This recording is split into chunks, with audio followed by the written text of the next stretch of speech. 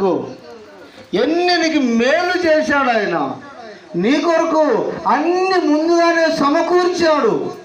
భూమిని సమకూర్చాడు, ఆకాశాన్ని సమకూర్చాడు. ఈ భూమిలో నీ కొరకు సమస్తమును సమకూర్చాడు.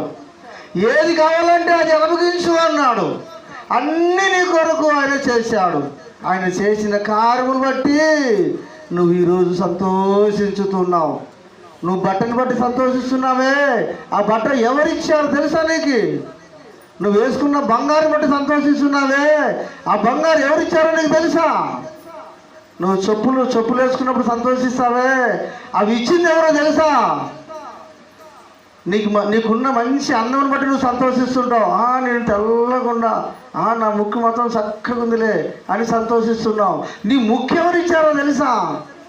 నీకు ఆ అందం ఎవరు ఇచ్చారో తెలుసా?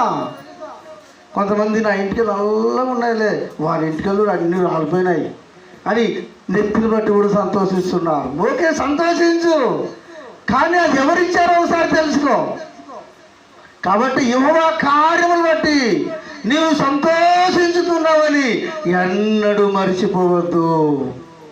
నువ్వు మంచి మటన్ తింటున్నావు, అది ఎవరిచ్చారు తెలుసా నీకు?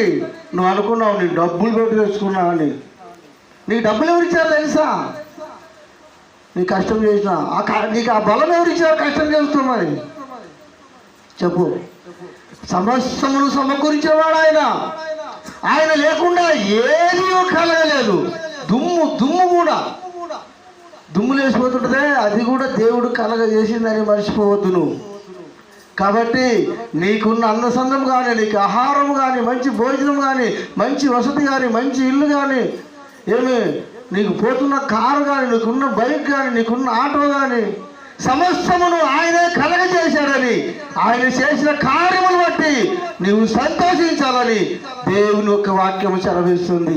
ఆయన చేసిన కార్యములు బట్టి నువ్వేం చేయాలి చెప్పండి? సంతోషించాలని దేవుడు సెలవిస్తుంది.